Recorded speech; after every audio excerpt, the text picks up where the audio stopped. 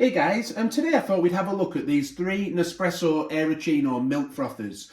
So we've got the Aeroccino 3 versus the Aeroccino 4 versus the Aeroccino XL. So firstly then, we'll start with the price of these milk frothers. So in the UK, the Aeroccino 3 is priced at £79. The Aeroccino 4 is £10 more than that at £89. And the Aeroccino XL is £94. So when it comes to dimensions then, the Nespresso website can be a little bit confusing, but we've checked them with a tape measure, and the best measurements we can get is for the height of the Aeroccino 3. That comes in at about 18.6 centimetres. The Aeroccino 4 is the same really, even though it's listed as being slightly taller. It doesn't seem any taller to us. And as we can see, the Aeroccino XL is a lot bigger, isn't it? At 20.4 centimetres.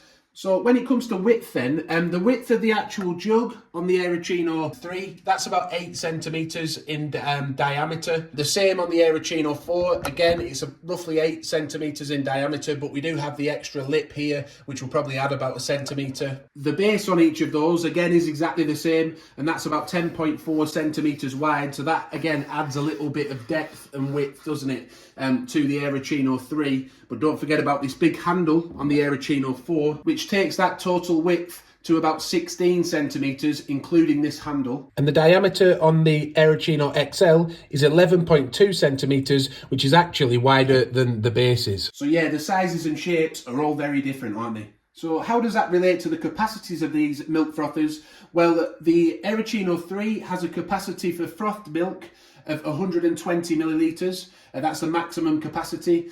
For non-froth milk, when you remove the spring, which we'll talk about in a minute, it's 240 millilitres. That's exactly the same for the Aeroccino 4. But then again, we get over to the big Aeroccino XL. The maximum capacity on that one is 225 millilitres for froth milk, allowing you to make more than one froth milk cappuccino, for example, or 400 millilitres for non-froth milk with the spring removed from the whisk, and that will allow you to make a very, very large latte, won't it? And if you're frothing cold milk, which by the way, all three of these devices allow that, then it will be 120 millilitre maximum for cold froth. That's for the Aeroccino 3. For the Aeroccino 4, again, 120 millilitres. And then for the Aeroccino XL, 225 millilitres maximum. So we mentioned a second ago the detachment of the spring from the whisk, didn't we? Now the Aeroccino 3, so just to heat the milk up, you would have to detach the spring from the whisk for that. And we can see that here. It has two little attachments here. You would just pop that spring off, and that would allow you to make like a latte style milk or something for like a flat white, and then just pop the spring back on when you want to make like a cappuccino or a latte macchiato. All three frothers have a magnetic whisk, by the way, so it just pops in.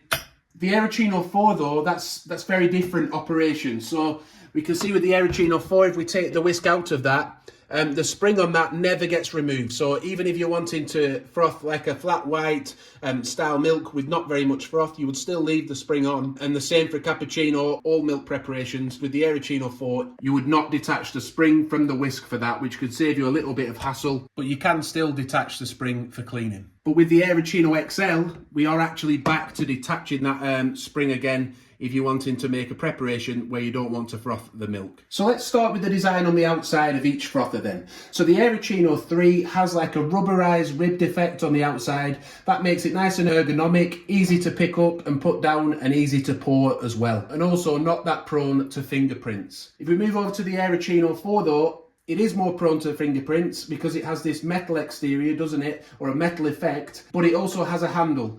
So that means you don't have to necessarily grip the jug to pour it. You can just pour it out from the handle, meaning you never have to touch it. However, that metal exterior, when you clean it, you do find it gets little drips on it and things. So when I had the Aeroccino 4, well, I used to use it a lot. I found myself constantly having to buff it up with a tea towel to get it looking nice and shiny.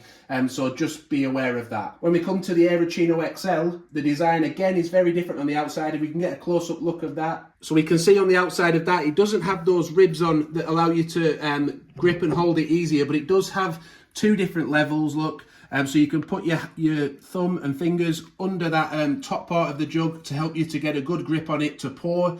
But the outside design of it is more like, if you've had a Virtual Next machine or something like that, it has a very slight ribbed effect to it, mainly for design purposes, not really for an ergonomic purpose. So to take a look at the actual rim around the top of the unit itself, on the Aeroccino 3 you'll see there's no little lip to help you to pour, it's just a circular rim around the top. On the Aeroccino 4 that's slightly different look, we can see that little lip there that helps you to pour it a little bit easier, again including your handle, and that lip is covered by the rubber as well to help it to seal correctly. They all, by the way, have a seal on the inside, like a rubberized seal to stop them overflowing. And with the increased capacity on the Aeroccino XL, we see that we've got a bit more of an incline on this lip. It's a thicker lip to help it to pour a little bit easier. And again, we have the seal on the inside of the lid to help that not to overflow. All three of the frothers, by the way, they all have a non-stick coating on the inside. So looking at the buttons then on each unit, the Aeroccino 3, that has a press button. You have to press it in firmly to get the unit to start. You would hold it down for 2 seconds if you want cold froth,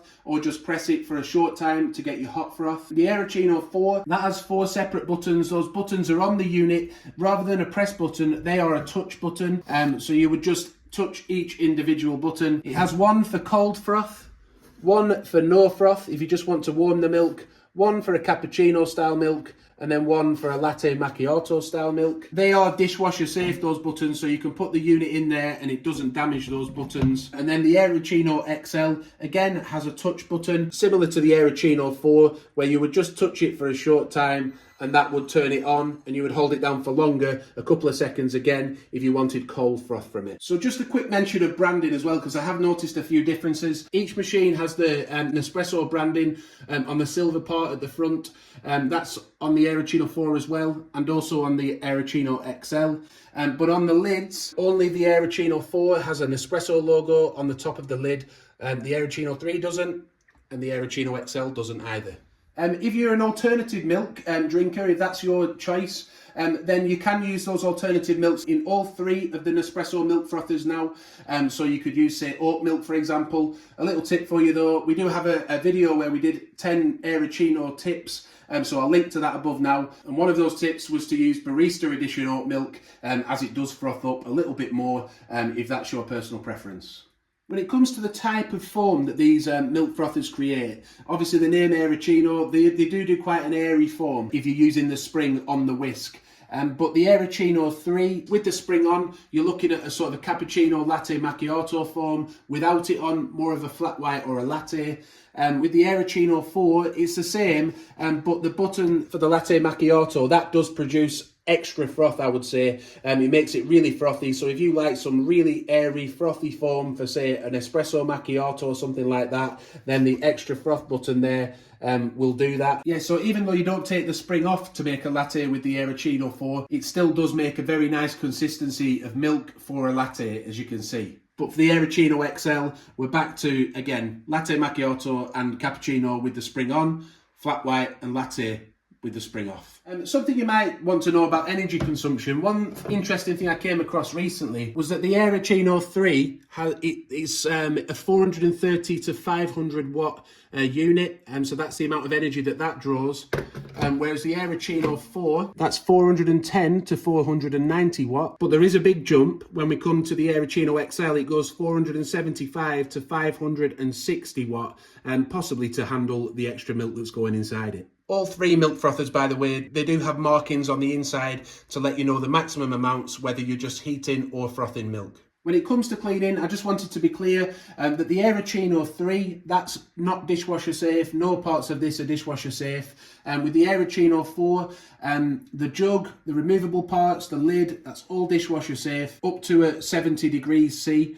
But the base, obviously, that never goes in the dishwasher because that's where the power comes from. Don't worry about the buttons, they're dishwasher safe as well. And on the Aeroccino XL, the same again, that's all dishwasher safe apart from the base, but you do have to take the bits apart, put them in the dishwasher at no higher than 70 degrees is recommended by Nespresso. When it comes to time spent frothing the milk, the Aeroccino 3 is listed at 60 seconds for cold milk or 70 to 80 seconds for hot milk. The Aeroccino 4 will be similar to that due to the capacities being the same. However, the extra froth or latte macchiato button, that does tend to run on a little bit longer than that, and that creates the extra froth. And with the Aeroccino XL, because there's so much more milk that you can include in the unit, that really did raise the amount of time it took to heat it.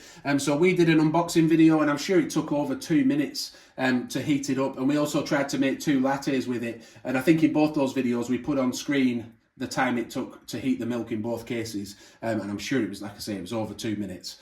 But do check those videos out. If you're enjoying the video so far, by the way, please do consider giving it a like. That really does help us out. And when it comes to temperature, by the way, I have heard it said that all of these frothers will bring it up to about 70 degrees Celsius. Well, we tested it with a thermopen, and actually with about 120 millilitres of milk in each to make like a cappuccino, and we found that the Aeroccino 3 came out at 65 degrees Celsius. And with the Aeroccino 4, for non-froth milk on the latte setting, that came in at around about 63 degrees. But when you use the cappuccino setting, it went up to sort of 65, 66 degrees, which was very similar to the Aeroccino 3. But for the Nespresso Aeroccino XL, that actually went hotter at 68 degrees when using 120 millilitres of milk. One thing I have noticed though is with that higher temperature, the Aeroccino XL is the only Aeroccino I've ever owned where I've noticed burning on the inside of the unit. Maybe because of that higher temperature in the bigger surface area, it leaves a little burnt mark in the bottom, whereas the Aeroccino 3 and the Aeroccino 4, I've never had that problem. Any burnt milk though is really easy to clean off because of the non-stick coating. We don't have a problem with it damaging the unit, it's just a bit more awkward to clean. So which one would I buy then if I was you? If you're making just single coffees, single cappuccinos, latte macchiatos, or even if you're making 2 and you don't mind having a little gap in between making them to wash the units out and then rinse them and cool them down to make another coffee, then either of these 2 units is fine for you. I feel that they're good milk frothers, both the Aeroccino 3 and the Aeroccino 4.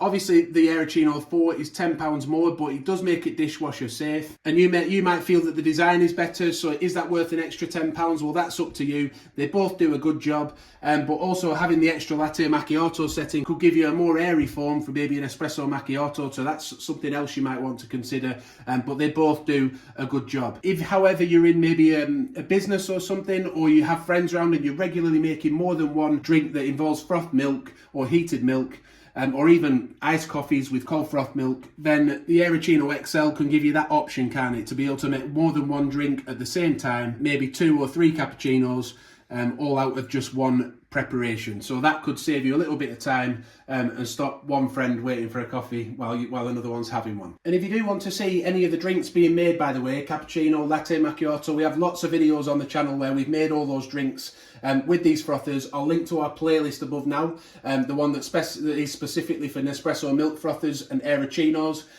But yeah, do check out our channel page as well for more Nespresso content. So which one would you choose out of these 3 Nespresso Aeroccino milk frothers? The Aeroccino 3 versus the Aeroccino 4 versus the Aeroccino XL? Which is the one for you? Which is the best? Let us know in the comments. Thank you for watching. Do subscribe, hit the like button and the notification bell, and bye for now.